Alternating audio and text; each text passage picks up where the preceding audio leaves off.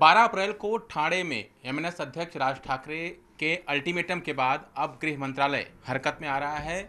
गृह मंत्री दिलीप वलसे पाटिल और महाराष्ट्र के मुख्यमंत्री उद्धव ठाकरे की इस वक्त बैठक चल रही है। इस बैठक में ये निश्चय होना है कि आखिर जिस तरह से एमएनएस ने 3 मई तक का अल्टीमेटम दिया है उससे कैसे निपटा जाए। मेरे साथ संदीप देशपांडे हैं, एमएनएस के प्रवक्ता। सर, जिस तरह से बैठकें चल रही हैं, आपको लगता है कि अगर मामला सुलझ जाता है तो आप फिर भी अपने अल्टीमेटम पर कायम रहेंगे? नहीं, मामला सुलझ जाता है तो क्या हमको कोई तकलीफ नहीं है उसमें, हम उसका स्वागत करेंगे। लेकिन मामला सुलझेगा या नहीं सुलझेगा ये उनके जब मार्गदर्शन तत्व आएंगे तभी पता चलेगा।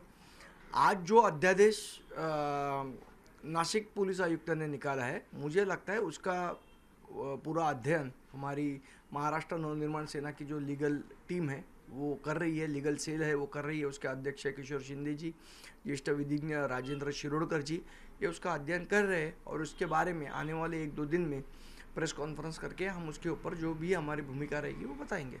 लेकिन जो नासिक पुलिस द्वारा अध्यादेश जारी किया गया है उसमें 2 महत्वपूर्ण चीज़ें। एक तो ये कि अजान होने के 15 मिनट पहले और 15 मिनट बाद उस वक्त वहाँ पर 100 मीटर के अंदर मस्जिद के कोई भजन नहीं हो सकता। दूसरा, अध्यादेश में ये लिखा गया है कि अगर आपको लाउड स्पीकर लगाना है तो आपको सीधे पुलिस आयुक्त से परमिशन लेनी पड़ेगी। यानी आपकी जो मांग है कि वो लाउड स्पीकर उतरने चाहिए, कहीं ना कहीं वो मांग पूरी होते दिख रही है। देखिए, लाउड स्पीकर उतरने चाहिए, इस बात पे हम आज भी कायम हैं। अभी वो अध्यादेश जो है, मेरे हिसाब से, मैं तो कोई लीगल एक्सपर्ट तो हूँ नहीं, लेकिन मेरे हिसाब से दोनों चीज़ें कैसे कही जा सकती है।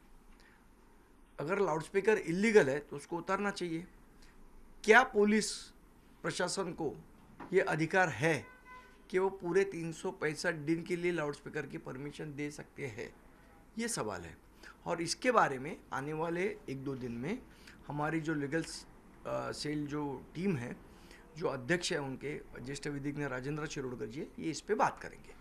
एक अहम सवाल आपके ऊपर आरोप ये भी लग रहा है कि आप लगातार महाराष्ट्र की कानून व्यवस्था को कहीं ना कहीं खराब करने की कोशिश कर रहे हैं, जो धार्मिक भावनाएं हैं उसको भड़काने की कोशिश कर रहे हैं। देखिए, हमने साफ तौर पे राज साहब ने ये कहा था कि ये मुद्दा धार्मिक नहीं है, ये मुद्दा सामाजिक है। लाउड स्पीकर की आवाज़ सिर्फ हिंदुओं को तकलीफ नहीं देती है, वो हर धर्मियों को तकलीफ देती है और लाउड स्पीकर धर्म देख के तकलीफ देता है।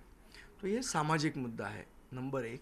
नंबर 2, अगर सरकार चाहती है कि कोई इसमें विवाद खड़ा ना हो तो सरकार को चाहिए जो कानून है उस हिसाब से उसका पालन हो। दिल्ली में जिस प्रकार की घटना हुई वैसा ही उसको देखते हुए संजय राउत ने आप पर आरोप ये भी लगाया कि जो महाराष्ट्र के ओवैसी हैं वो भी यहाँ पर दंगा कराने की कोशिश कर रहे थे। हालांकि पुलिस चौकन्नी थी, इसलिए वो अपनी कोशिश में कामयाब नहीं हो पाए। देखिए, ऐसा है, संजय राउत साहब की मानसिक स्थिति ठीक नहीं है। मैंने आपको कल भी कहा, परसों भी कहा, तो उनके हर सवाल का जवाब देना मैं मुनासिब नहीं समझता हूँ।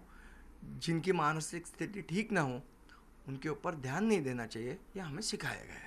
अगर आपकी मांग पूरी होती है और जो 1 मई को सभा है आपकी संभाजी नगर में, वहाँ पर अगर मांग पूरी हो जाती है तो क्या वो सभा होगी? देखिए, इफ्स एंड बट्स के कोई आंसर्स नहीं होते हैं। जो जैसी सिचुएशन होगी वो हिसाब से निर्णय राज साहब करेंगे। आखिरी सवाल, आप अपने अल्टीमेटम पर अभी भी कायम रहेंगे? बिल्कुल, हमने जो 3 तारीख का अल्टीमेटम दिया है और ये जो राज साहब ने कहा है कि लाउड स्पीकर उतरने चाहिए, नहीं तो हम हनुमान चालीसा बजाएंगे, उस अल्टीमेटम पे आज भी पक्ष कायम है। तो जाहिर तौर पर बैठकों का दौर इस वक्त वर्षा बंगले पर चल रहा है। अब ये देखना अहम होगा कि इस बैठक के बाद उसका निष्कर्ष क्या निकल के सामने आता है। क्या एमएनएस जो मुद्दा उठा रही है, जो मांग कर रही है, उसे सरकार पूरी करती है या फिर कुछ और बीच का रास्ता निकाल कर अध्यादेश जारी किया जाता है।